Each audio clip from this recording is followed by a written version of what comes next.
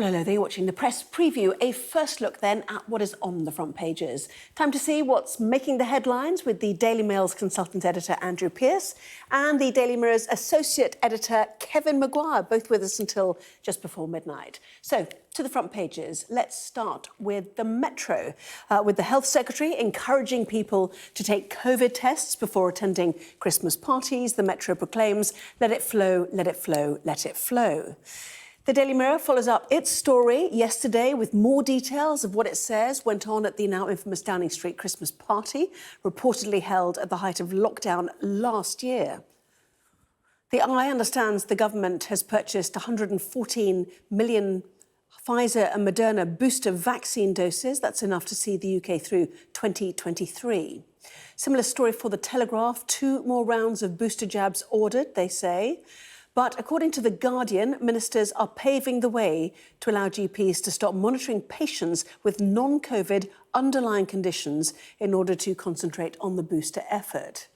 The Press and Journal hears that the Scottish Conservative leader, Douglas Ross, is being investigated by the Parliamentary Standards Commissioner over the declaration of his earnings. He has apologised and blamed any irregularities on human error. The Financial Times reports that the US government is delaying the lifting of tariffs on UK steel imposed by the Trump administration because of fears over the implications for post-Brexit trade in Northern Ireland.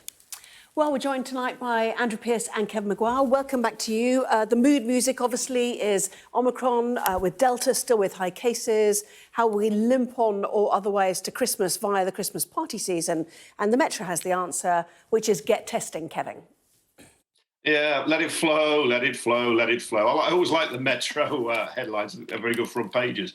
But this is the Health Secretary, Sajid Javid, saying if you go along to an office party, well, get a lateral flow test. It might be sensible. Equally, the Work and Pensions Secretary, Therese Coffey, is saying don't snog anyone you don't normally kiss under the mistletoe. That might be sensible too, but it shows the tensions and the pressures if parties are going ahead, which the Prime Minister is determined they are, despite Jenny Harries, the Chief Executive of the UK Health Security Agency, suggesting we reduce socialising. There's big tensions here because it's a huge gamble. And there's an Omicron, of course, but as you say, there's the Delta variant. There is just a level of infections, and in fact, people are dying at the rate of 1,000 or more per week. We're not out of it. We're not out of it yet, and we're going into Christmas. The weather's going to be worse. People are going to be locked inside, have a few drinks.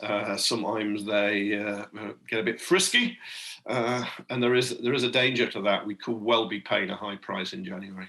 And I guess Omicron is there in small numbers. 3 big questions still to answer about that. That is the transmissibility of it, if it's faster, quicker, the severity of it, if it causes more severe illness, and the vaccine escape element. And certainly today, the World Health Organization suggesting data on transmissibility should be known within days, so not weeks. So that's, that's a good tick to start with, while they still question the booster program, because they obviously want vaccines to go elsewhere, don't they, Andrew? But, is the message still from the government, get your booster as a way of protecting yourself? Because Delta cases are still really high, aren't they? Yeah, they are, and they are talking about boosters. It is the story now. It's the only thing that people are talking about, really, in Number 10 and and I think Sajid Javid is a blessed sigh of relief for this government, actually, because Matt Hancock, who'd been Health Secretary for a very, very long time, was somewhat tarnished by the scandal over the number of people who'd gone from NHS hospitals into care homes without being tested. Now, I'm not saying it was his fault, but it happened on his watch. And Javid comes with he's a new broom sweeping clean, and he's a strong media performer. I think he's doing very well, and he's quite a reassuring figure. And the fact we've got this wretched new variant that we don't know how transmissible it's going to be, and we don't know if it's going to be more serious. The World Health Organization again saying today, thus far the symptoms are mild, but this might encourage not just people to get their booster jabs, but it might even encourage, Anna, those wretched 5 million or so people who stubbornly have refused to be vaccinated at all because they believe all this complete rubbish that's on the internet from the anti-vax conspiracists who are doing a great disservice to this country. So we've just got to keep talking up the jab, talking up the booster. And I've still got this horrible vision in my mind, Anna, of Kevin Maguire at an office Christmas party, brandishing that piece of mistletoe he was talking about. Really worrying. Kevin, has it been cancelled? You'll be hearing from my lawyers. Yeah. It just made me feel very uncomfortable. I'm sure it made you feel even more uncomfortable, Anna. Yeah, well, we saw the Telegraph there. The Eye's also got the same story. But talking of Christmas parties, let's go to the Mirror front page, which is day 2, really, for Pippa Crerar, your political editor, and the revelations of what may or may not have happened in Downing Street just before Christmas last year. Before the lockdown, obviously, but we were sort of tier 3, tier 4 territory here, rule of 6. We all remember it like some bad dream, don't we?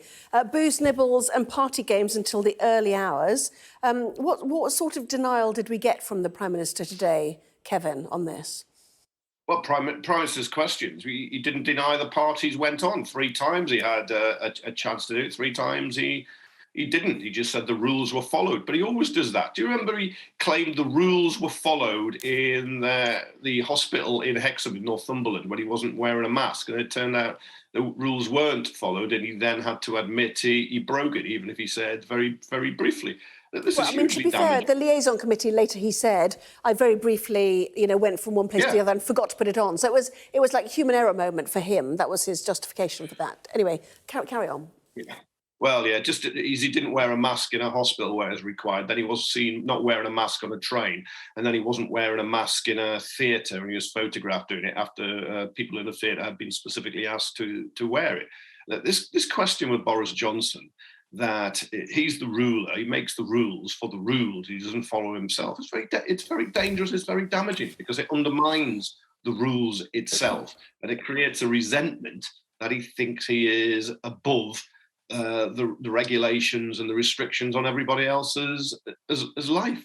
And when he says the rules were followed, it just does not look like the rules were followed. And they're having those parties in Downing Street where other people were at the bedsides of relatives who were dying. It wasn't just a matter of they couldn't have parties themselves.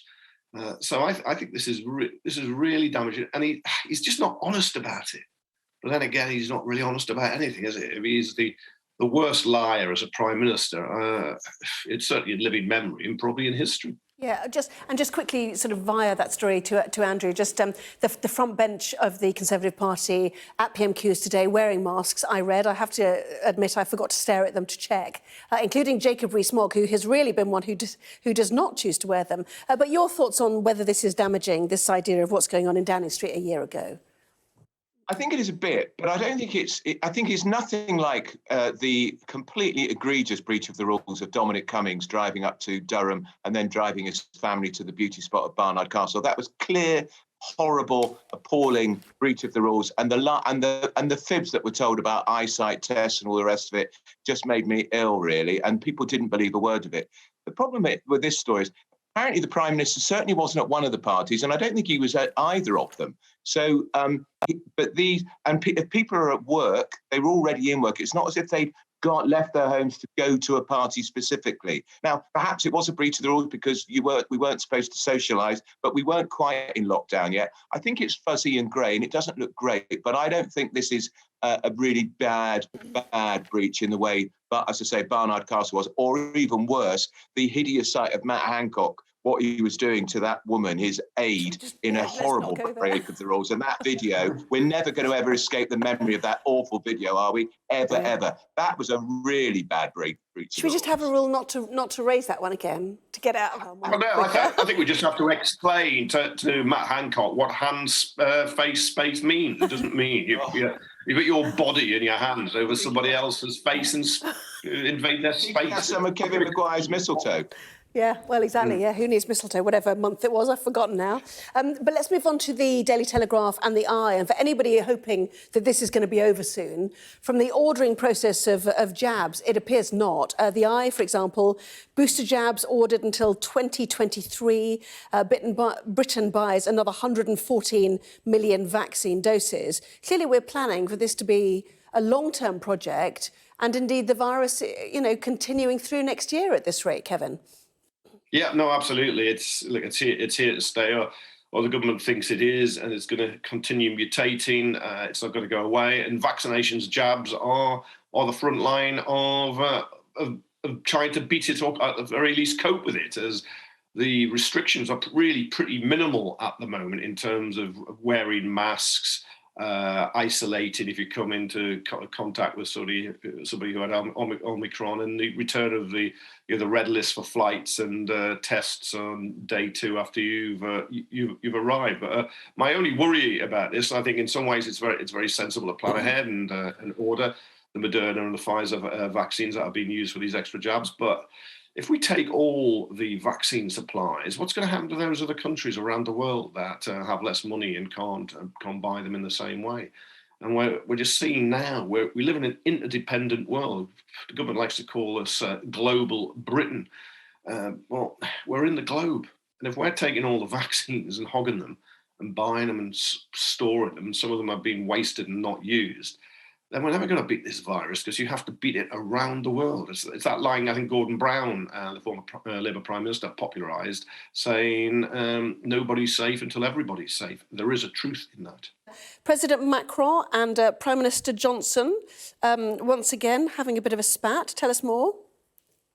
Yeah, this is the front page of the Telegraph. They've got a French newspaper, I've forgotten which one, has revealed that President Macron has described Boris Johnson as a clown. I think he probably called him a lot worse than that. And he blames all of his problems with Boris on Brexit. But we know what Boris thinks. Well, I don't know what I think of Macron. Macron really is a hissy, prissy little diva who is still throwing his toys out of the pram, can't come to terms with Brexit, can't come to terms with the fact that a lot of people in France are becoming more and more Eurosceptic. He really is a ghastly little creature. And you see, they banned Priti Patel from those talks last Sunday in Calais. Then the French have now agreed to have talks with Priti Patel. It's pathetic.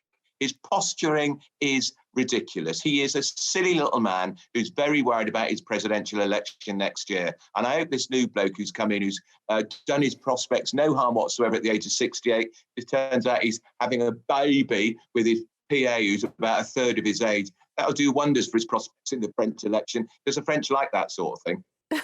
Yeah, but it splits the right-wing vote, I suppose, doesn't it? A baby out of wedlock, do you? Yeah, but and Andrew, this bloke you're championing there with a baby and everything, look, he's a horrible, odious racist. You would not like. Macron's horrible and odious too.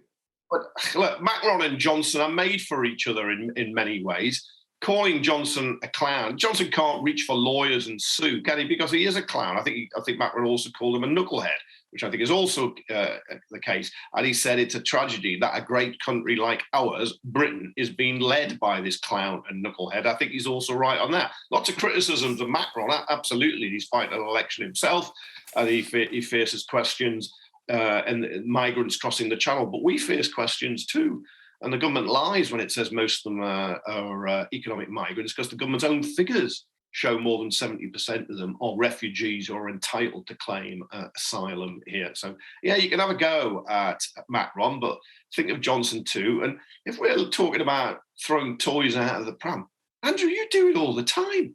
It must be... It must outrageous suggestion. Outrageous suggestion. I mean, you have boxes and boxes of toys in your pram. You're chucking them all the time. Rattles, dolls, plastic, noisy things. Well, in the meantime, the FT reporting that the US is throwing said toys and delaying a deal to remove Trump-era tariffs on UK steel and aluminium because they're worried about Northern Ireland and Brexit. Andrew, just quickly.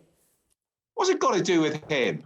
What's it got to do with the President of the United States? We should keep his nose out. He's got so many problems of his own, Biden. This is just a cheap ploy to try and shore up the vote with the Irish Americans in places like New York, where the Democrats are diving in popularity because the city is so highly taxed.